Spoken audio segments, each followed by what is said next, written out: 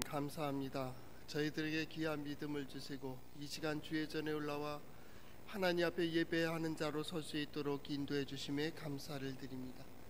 이제 하나님의 말씀을 듣길 원하오니 주의 성령께서 한 사람 한 사람 깨닫는 지혜를 허락하여 주시고 깨달은 대로 결단하는 용기를 허락하여 주시옵소서. 예수님 이름으로 기도하옵나이다. 아멘. 우리 옆 사람 보면서 인사하겠습니다. 예수님께서 당신을 위해 오셨습니다. 한 번 더 축복합니다. 감사합니다. 한 번 더 하나님께서 함께 하십니다.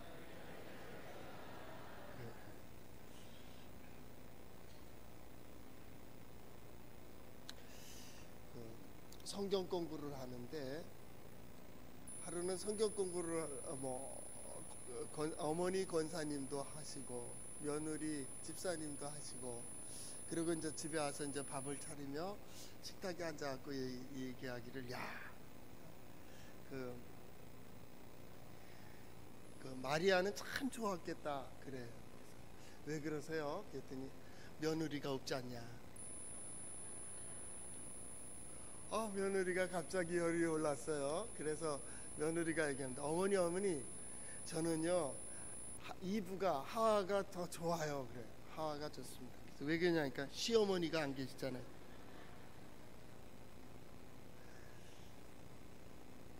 할 일이 없음이 좋은 거로 생각되고 책임이 없는 것이 자유한 것으로 생각하는 그러한 시대에 우리가 어느 관점에서 성경을 보느냐는 참 중요합니다.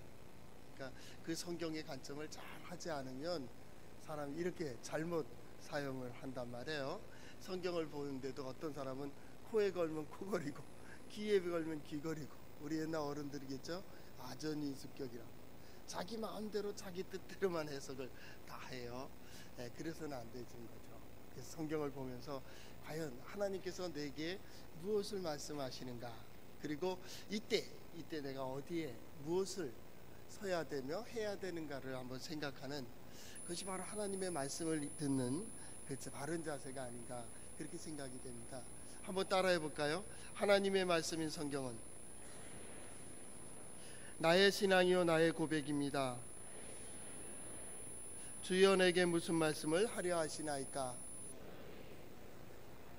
내게 무슨 말씀을 하시든지 그대로 하리이다. 그대로 해서 하나님께서 이끄시는 길을 가며 하나님께서 약속하신 것을 다 이루는 우리 성도들의 삶이 될 수 있기를 바랍니다. 그러니까 신앙생활, 이것은 하나님께서 허락한 모든 것 속에서 기쁨과 감사가 넘치는 것이 바로 신앙생활이에요. 보람이 있고 하나님의 영광을 드러내는 이게 신앙생활이에요. 그러니까 신앙생활은 하나님께서 약속하신 모든 것을 이루는 그 과정이다 생각하면 간단합니다. 다른 거를 붙이지 마세요. 신앙생활 결국 신앙이거든요. 신앙은 뭐예요? 믿음으로 사는 거예요. 믿음이 뭔데요?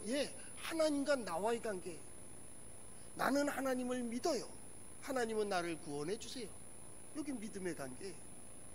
매 순간 하나님은 나를 구원으로 이끌어 가신다. 나는 그 하나님을 믿는다. 나는 그 하나님을 믿는다. 요거에 흔들리지 말아야 돼.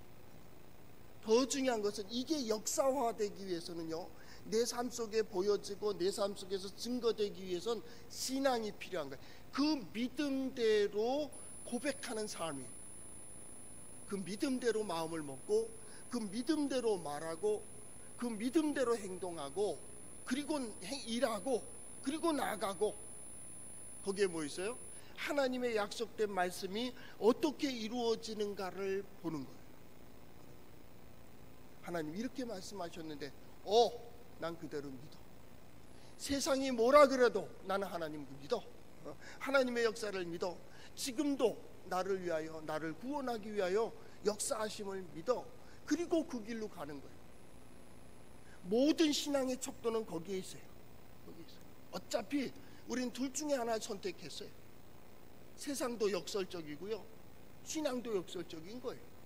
말도 안 되는 겁니다. 어떻게 그걸 믿고 삽니까? 그런데 그걸 믿고 살아요. 그래서 그게 없어지니까 세상 무너졌다 그러는 거예요. 우리는요 하나님 믿고 살아요. 예수님 믿고 살아요. 세상 사람들이 볼 때는 아니 그거 보이지 않는 하나님을 어떻게 믿고 살아? 그래도 나는 그걸 믿고 산다고. 그걸 믿고 산.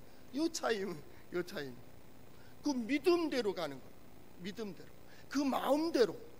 엘로이 감찰하시는 하나님께서 그 마음을 감찰하신다고. 이 마음속에 여기서 아니 그런데 뭐가 되겠어요? 입으로 안 된다는데 그 사람이 되겠어요? 이거? 안 된다고 안 되는 길을 가는 사람이 어찌 될 수가 있겠어요? 안 되는 것만 찾는데 그 사람에게서 뭐 선한 것이 나올 수 있겠어요? 된다고 하는 사람은 되는 길을 찾아요. 되는 길 속에서 거기에서 기쁨이 있고 거기에 감사가 있다. 신앙생활은 뭐예요? 창세기 1장에서부터 시작될 때 세상은 하나님께서 창조하셨다고. 우리 하나님이 아주 지혜롭게 창조하셨다고.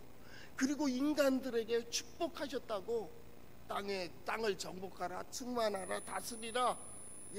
거기서 기쁨과 감사와 행복해라. 인생은 행복해야 돼요. 인생은 행복해야 돼요. 불행한 거는 창조의 의미가 없어요.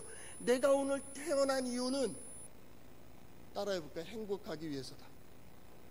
행복을 추구하세요. 우리에게 권한이 있다면 행복 추구권입니다. 행복 추구권입니다. 행복해야 됩니다.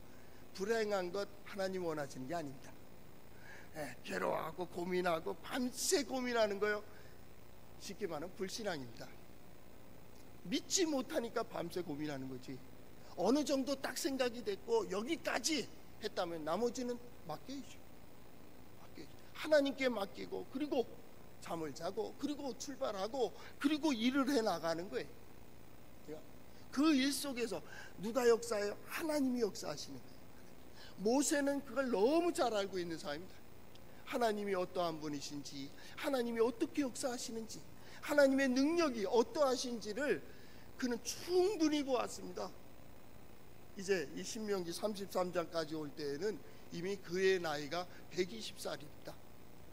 다 경험했습니다. 왕궁도 경험해봤고요, 광야 생활도 경험해봤고, 목동 생활을, 목자 생활을 하기도 하고요. 이 말도 안 되는 식민 백성, 이스라엘 백성들 데리고 40년을 정치했습니다. 그리고 하나님과 이 백성들 사이에 중보자로서 때로는 눈물을 흘리고 때로는 화를 내고 때로는 이런 일도 하면서 많은 경험을 했습니다. 이제 백성들이 기침 소리만 해도 이 뭐가 불편하구나 알아요. 어머니들이 아이들이 울면 어디 아프구나 하는 거 아는 것처럼 모세는 다 알고 있어요. 더 중요한 것은 모세는 하나님을 잘 알아요. 이전에 실수도 했어요. 잘못도 했어요. 그것 때문에 약속의 땅에 들어가지 못하는 것도 알아요. 우리 하나님 이런 분이시구나. 인간적인 의미로 본다면 모세쯤 하나 약속의 땅에 집어넣어도 되잖아요. 우리 하나님은 거기서 멈추게 한다. 너는 여기까지. 그 사명 역시도 여기까지. 그리고 네가 가야 될 길도 여기까지. 모세가 얼마나 소망합니까? 나도 약속의 땅에 한번 들어가게 해주세요. 나 한번 들어가게. 아니, 너는 여기까지. 그래서 르보산에 올려갖고 이스라엘 전체 북쪽에서부터 남쪽까지의 그 땅을 보게 하는 거예요. 모세는 그걸 잘 알았어요. 그렇기 때문에 오늘 33장에 있는 이 각 지파마다의 축복 역시도 모세는 그 지파의 특성에 따라, 기질에 따라, 성향에 따라 그들을 축복하고 있는 거예요. 그런데 그렇게 보면 한 지파의 축복이고 한 사람의 축복이지만은 이 축복은 모든 지파들이 이렇게 살기를, 그게 복이라는 거예요. 복이 뭐예요? 모두에게 기쁨이 되고 행복이 되고 감사가 될 수 있는, 그게 복이에요. 복. 나만 이건 복이 안 된다고. 복은 뭐예요? 그런 거, 기쁨이 있어야 돼요. 거기 보람이 있어야 돼요. 그것 때문에 힘이 생겨야 돼요. 이게 복이에요. 복. 옆에 사람이, 우리 가족들이 나에게 복으로 주셨다면 서로가 그런 위로가 되고 소망이 되고, 그를 생각하면 힘이 되고, 때로는 내가 포기하고 싶은 그 순간에 아내가 있기 때문에, 남편이 있기 때문에, 부모님이 계시기 때문에, 자녀들이 있기 때문에 어때요? 그들이 복된 자예요. 그들이 있기 때문에 힘을 얻는 거예요. 아니, 나는 한 걸음 더 나간다. 한 걸음 더 나간다. 그렇기 때문에 이 축복의 그 말씀들은 한 지파에 속한 것이 아니고, 어떤 의미에 보면 모든 지파들이 이런 복을 받았으면 이게 복인데, 이게 복인데, 바로 그러한 의미에서 각 지파들을 축복하고 있는 거예요. 오늘 특별히 스불론 지파하고 이사갈 지파를 함께 어울러서 이렇게 축복을 합니다. 이들은 북쪽 지방에 삽니다. 쉽게 말하면 사마리아 북쪽에 사는 사람들이에요. 그렇기 때문에 그 사람들은 변방이죠. 북쪽 변방에 삽니다. 그래서 이 땅들은 이방의 갈릴리 이런 거, 이스라엘은 세 지역으로 되어 있습니다. 북쪽은 갈릴리입니다. 중부 지방은요 사마리아 지역입니다. 남쪽 지방은요 유대 지방입니다. 아주 지형도 아주 충분히 달라요. 분명하게 확연히 다릅니다. 북쪽 지방은요 그래도 나무들도 많고 푸른 곳이 많습니다. 갈릴리 호수가 있습니다. 거기에 갈릴리 호수에는 어족 자원이 너무 지금도 좋습니다. 이 갈릴리 호수를 끼고서 주변에 많은 나무들이 있습니다.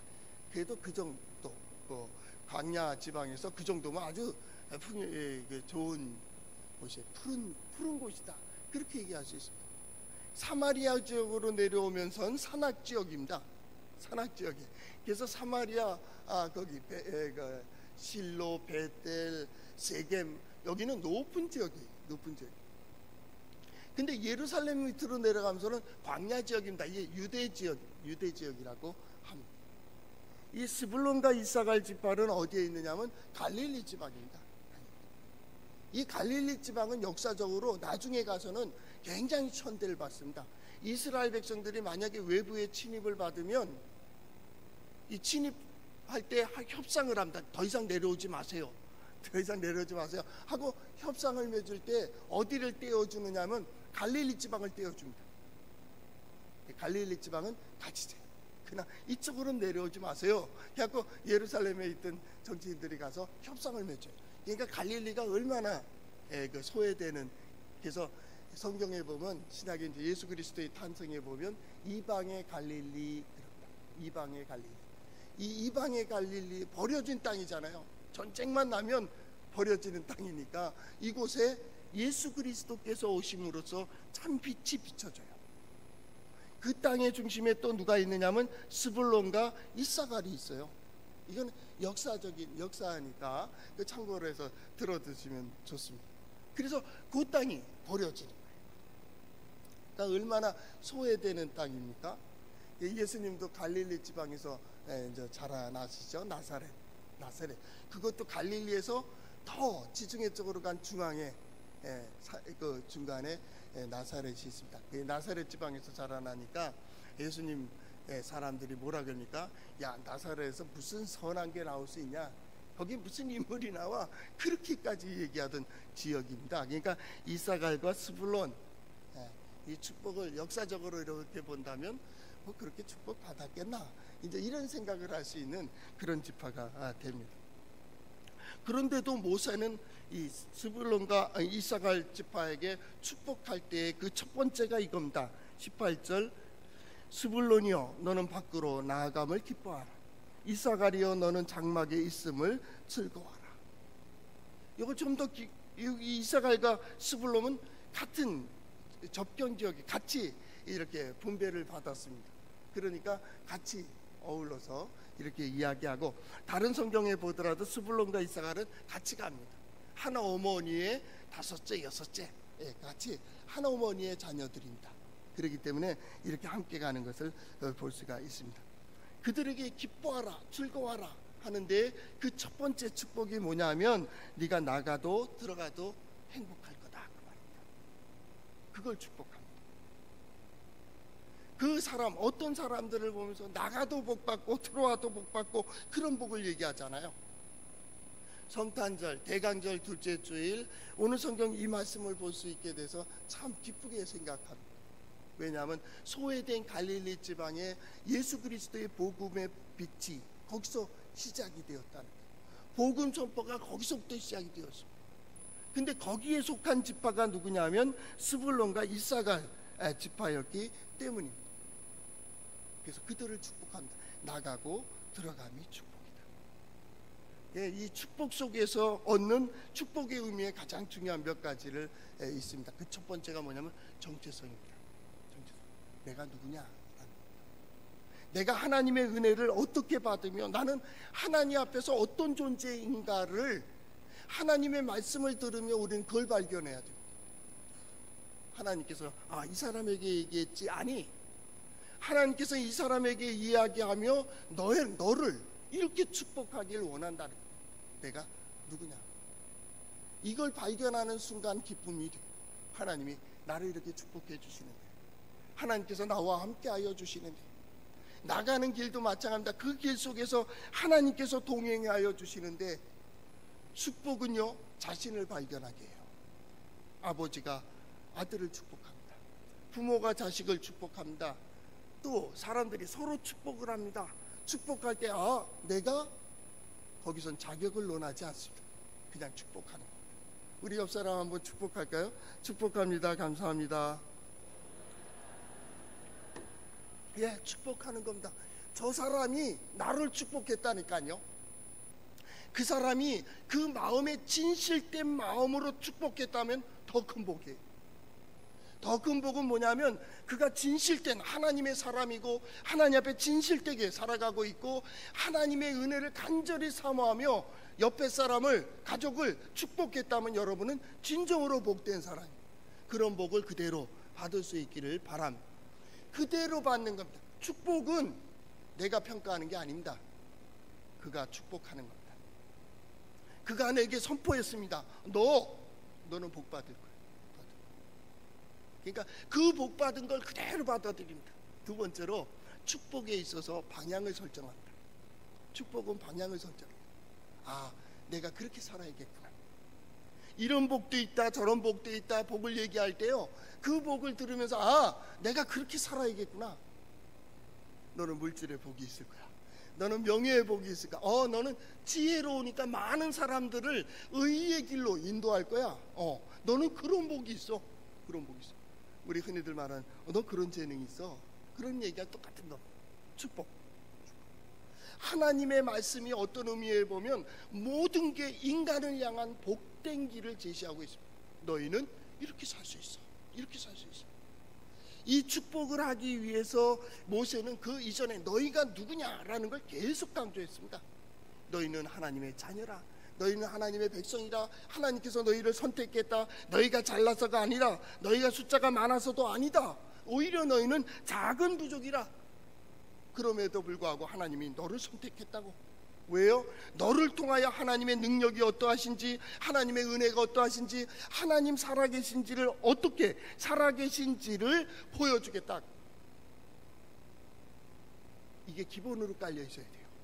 그래야 축복이라는 말을 들을 때 믿음의 사람들은 감동이 달라야 돼요. 사람들이 말할 때 편안하세요 그러면 그걸 저 사람들은 그냥 인사로 들을 수 있지만 믿음의 사람들은 축복으로 들을 수 있어야 돼요. 저 사람들은 그냥 얘기했더라도 진심으로 받아들이면 이게 복이 되는 거예요. 그 말 있잖아요. 쑥떡같이 말해도 찰떡같이 알아듣죠. 참 이 어려운 말이에요. 어려운 말입니다. 이 커뮤니케이션이 그렇게 잘 돼야 돼요. 여러분 알죠? 제가 무슨 말을 하려고 하는지. 그런 겁니다. 어떻게 얘기하든 이 사람은 진실로 받아들이고 있어요. 내가 누구를 사랑하고 용서하고 누구에게 베풀 때도 마찬가지. 저 사람이 어떻게 받아들이냐 중요한 게 아니에요. 믿음의 사람은 내가 하나님 앞에서 어떻게 고백하느냐가 더 중요한 거예요. 어떤 사람 거린들이 이렇게 오고 또 필요해서 구걸하는 분들이 있습니다. 어떤 때 이런 때가 있어요. 저 사람 멀쩡한데, 허우대가 멀쩡하다나 허우대가 멀쩡한데 가서 일을 하지 왜 돈 구걸하러 다니는 거야? 그렇게 얘기할 때가 있어요. 그때 두 종류의 사람이 있습니다. 하나는 그렇게 얘기하는 사람이 있어요. 그래서 가, 쓸데없는 버릇 나빠진다. 그런데 어떤 사람은 도와줘요.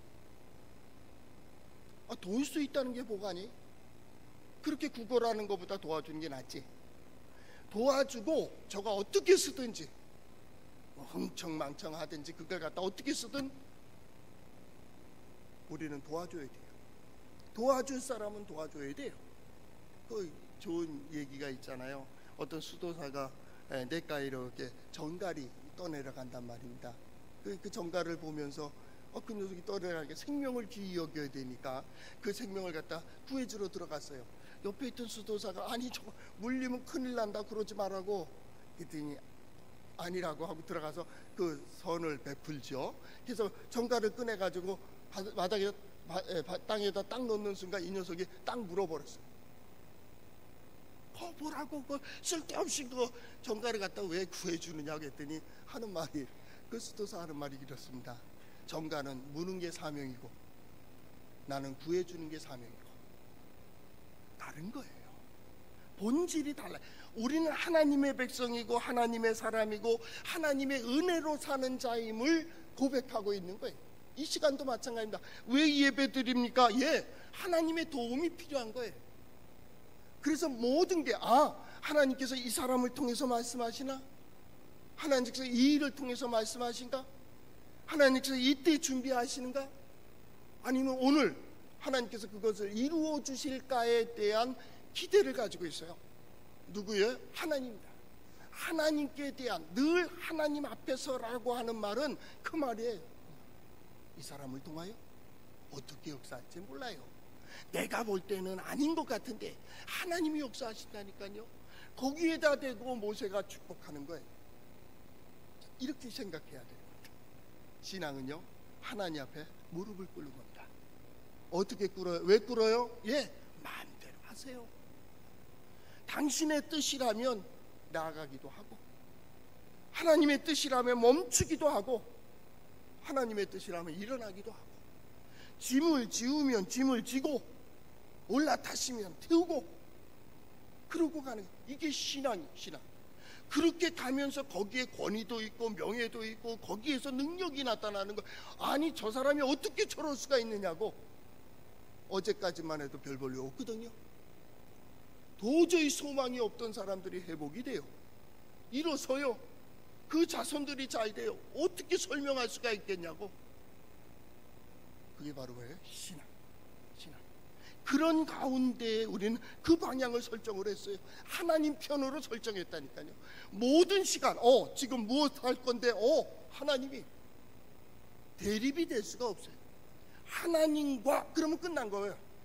이게 아니라면 선택이 자유로워요. 그냥 하나님 여기에 속했을 때는 이유 불문입니다. 그냥 그쪽입니다. 손해가 되는 것 같고 바보 같고 어리석은 것 같아도 하나님 거기다 선택을 한 사람들이 지금 잘 기억하셔야 됩니다. 이게 누구예요? 하나님의 자녀들이에요. 하나님의 자녀. 그리고 그렇게 해서 거기서 내가 뭘 할까를 생각해야 돼요. 내가 어디에 서야 돼요? 내가 무엇을 해야 돼요? 내가 하니까 그러지 그분이 내가 어디에 서길 원하세요? 질문을 바꿔보세요. 그분이 내가 지금 무엇하기를 원하시느냐고. 하늘의 복을 받길 원하십니까? 그러면 하늘은 나를 지금 어디로 움직이고 있는 거예요? 나를 어디에다 세워주셨으며 무엇을 하길 원하시느냐고. 진정으로 우리가 변화된 1차적인 신앙은 내가 하나님께 어떻게 헌신할 수 있을까? 내가 하나님께 어떻게 봉사할 수 있을까? 그래서 가장 기본이 뭐예요? 예배하고 기도하고 찬양하고 그게 전부인지 알고 옛날에 신앙인들은 매일 365일 365시간도 그 더 많은 시간 1년의 시간을 다 어떻게 해요? 기도한다고. 그게 전부인 줄 알았어요. 그런데 아무것도 이루어지지 않는 거예요. 아니 이럴 수가 있느냐고. 안 움직이는 거예요. 그러니 하나님께서는 선지자를 통해서 계속 얘기합니다. 말씀을 전하는 전도자를 통해서 얘기합니다. 야 일어나라고. 네가 하나님의 은혜를 받았으면 내 가정에 가서 가족들에게 은혜를 베푸시라고. 사랑을 받았으면 가서 사랑하라고. 어떻게 사랑해야 되는지를 보이라고. 그래 역사가 이루어지지. 저건 안 됩니다. 안 되는 건 네가 안 되는 거지. 하나님이 역사하셔야지. 하나님. 탈무드에 이런 얘기가 나옵니다. 아브라함이라고, 옛날 아브라함 말고 아브라함이라는 사람이 손님을 대접했습니다. 손님을 대접했는데 이 사람이 이교도입니다. 이 유대교에 속하지 않았기 때문에 이렇게 음식을 먹기 전에 손을 씻고 그 다음에 기도해 축복을 해야 되는데 이 사람 손도 씻지도 않고 감사합니다 인사는 했겠죠. 그리고 음식을 먹는 거예요. 잠깐 당신 난 유대교인인데 내가 식사를 대접했으면 와서 손을 씻어야지. 그리고서 축복하고 먹어야지. 뭐 욕심쟁이처럼 혼자 먹느냐. 나가라. 그때 그 사람은 말, 나는 유대교인이 아닙니다. 그런 겁니다. 유대교인 아니니까 씻는 정결례식 안 해도 되고 축복하는 거 모르니까 못할 수 있는 거잖아요. 그런데 아예 필요 없다. 우리는 부정해서 안 되겠다. 내쫓아버렸어. 그랬더니 하늘에서 그런 음성이 들렸답니다. 야, 나는 저 사람을 위해서 50년 기다렸다.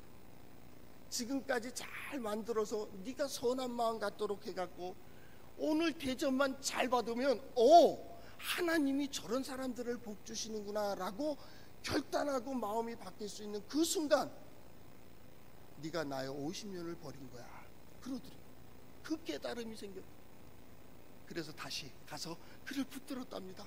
그랬더니 화가 나가지고 내가 거지냐 그러고 갔겠죠. 가버렸다는 기회를 잃었다 그 말입니다. 하나님께서 나를 통하여 어떻게 무엇을 가장 큰 평가입니다. 인생의 마지막 종이 울릴 때도 마찬가지입니다. 가졌느냐 누렸느냐 올라갔느냐 얼마나 명예를 가졌느냐 필요 없습니다. 그게 클수록 허무합니다. 빼앗기는 것 같고요, 놓치는 것 같고요. 그러다 보니까 사랑하는 남편 아내가 원망스럽고요, 심지어는 자식들까지 원망스럽답니다. 저놈들이 내가 죽는데 서로 지가 무엇을 더 가질까만 생각하는 그 눈빛이 다 도둑 같대요. 아니 제 말이 아닙니다. 그 사람 말입니다. 도둑 같대요. 목사님 이거 어떻게 했으면 좋겠습니까? 여러분 어떻게 생각하십니까? 인생의 참된 의미 속에서 우리가 새로운 어떤 하나님의 역사를 기대하고 하나님의 도우심을 원한다면 뜻이 어디에 있어야겠어요? 학생이 내가 공부할까 말까, 공부하고 싶을까 안 공부하고 싶지 않다 이걸 생각합니까? 학교가 왜 내가 여기 와 있는가를 거기 생각해야 되는 거 아니? 학생은 공부해야지, 군인은 나라를 지켜야지, 정치는 말할 것도 없고 그렇지 않습니까? 군인이 거기서 자유를 얘기하고 거기에 인권을 얘기하고 여기서 뭐가 되겠습니까? 그 나라가 어떻게 되겠습니까? 그러니까 이게 달라진 거예요. 바뀐 거예요. 세상을 향해서 믿음의 사람들이 나아가 그걸 가르쳐줘야 돼요. 사명은 나에게 있는 게 아니에요. 시대에게 있는 거예요. 이 시대가 나에게 무엇을 요구하는지 말입니다. 교회라면 교회가 나에게 무엇을 요구하는지, 하나님 앞에서는 하나님께서 내가 어디에 서면 무엇을 해야 되는지, 내 가정도 마찬가지입니다. 위기의 가정이 있습니까? 왜 그렇게 됐습니까? 남편이 흥청망청해서요? 아내가 사치해서요? 자식들이 뭐 부모 몰라보고 뭐 예의가 없어서요? 아니요. 잘 보세요. 내가 사명을 감당을 못했어요. 잘못했어요. 사람들 만날 때도 그래요. 어떤 사람들은 저 사람 뭐 어쩌다고 했는데 그 사람 만나보니까 좋아요. 어찌 된 거예요? 하나님께서 나에게 무엇을 원하는가, 거기서 예수 그리스도의 탄생도 보고 예수 그리스도의 복음도 듣고 오늘 축복을 들어야 돼요. 오늘 축복을. 그 첫 번째 축복이 이겁니다. 나가건 들어가건 너는 즐거워하라, 기뻐하라. 이 얘기는 바꿔 말하면 담대하라, 두려워하지 마라, 놀라지 마라, 그 얘기입니다. 왜 나가는데 기뻐하라고 얘기할까요? 나갈 때 기뻐하지 못하는 상황이 되는 거예요. 어떤 주석에 보니까 전쟁에 나간다 그렇게 되어 있더라고요. 전쟁도 좋아요, 바다도 좋아요, 산에도 좋아요. 풍파가 일어나고 눈보라가 치고 파도가 일어도 좋아요. 나갈 때 너 기뻐하고 즐거워하라. 왜? 그 말이면은 두려워하지 마 이 얘기거든요. 두려워하지 마, 놀라지 마. 왜? 하나님이 너와 함께 하신다고. 하나님께서 너를 지켜주신다고. 그러니 어떻게 나갈 때 즐거운 것 기대가 되잖아요. 하나님께서 내게 무엇을 주려 하신가? 하나님께서 나를 어떻게 역사하시고 인도해 주실까? 한 해를 마무리하며 새해를 준비하는 우리의 마음속에도 마찬가지예요. 세상을 보면 언제나 두렵습니다. 왜냐하면 계속 바뀌거든요. 그러나 하나님을 보면 요동하지 않습니다. 너희는 나갈 때 들어올 때 즐거워하고 기뻐하라. 바꿔 말하면 두려워하지 마라, 놀라지 마라. 하나님께서 함께 해주신다. 그리고 그 다음에 너희들이 그렇게 굴뚝 섰을 때에 오늘 성경 말씀 보세요. 19절 그들이 백성들을 불러 산에 이르게 하고 거기에서 의로운 제사를 드릴 것이라고 얘기합니다. 사람들을 오라, 우리가 여호와의 산에 오르자. 여호와의 산에 왜 올라요? 하나님께 예배하자, 그를 경외하자. 누구를 따라가겠어요? 누구를? 야, 난 널 봐서는 산에 안 가. 산은 하나님이 계신 곳입니다. 하나님 여호와의 산에 오르자. 우리가 여호와 앞에 무릎을 꿇자. 그러면 돼. 네가 나가도 복을 받고 들어와도 복을 받고. 어떻게 해요? 이 신명기 32장 33장 계속 읽어보면 내가 여호와의 명령을 지키고 여호와의 말씀을 지키면 내가 너를 이렇게 복주겠다. 오늘 말씀으로 이어진다면 나가든 들어가든 네가 손대는 모든 일들마다 즐거워하고 기뻐하게 될 거야. 그리고 네가 어떤 일들을 해요? 사람들을 산에 이르게 하고 의로운 제사를 드리게 하며, 의로운 제사는 먹고 마시고 하는 것 중에서 하나님께 감사하라 그 말. 이게 의로운 제사예요. 우리 삶으로 드리는 거예요. 삶 속에서 하나님께 이게 하나님께서 해주신 것, 하나님께서 이루어 주신 것. 그리고 마지막 19절 하반절에 뭐라고 되어 있냐면 바다의 풍부한 것과 모래에 감추어진 보배를 흡수할 것이다. 그 모든 것의 보화, 여기 보화라는 단어가 들어가는데 이거 우리 성경에는 보배 이렇게 표현이 되네요. 보배를 찾는 거예요.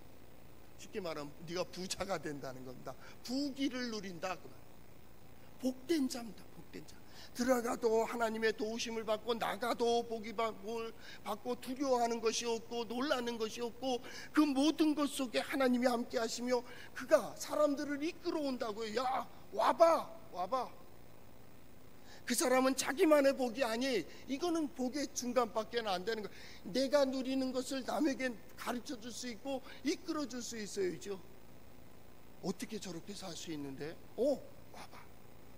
하나님의 뜻대로 살면 돼. 예수 그리스도를 믿고 하나님의 자녀로 살으세요.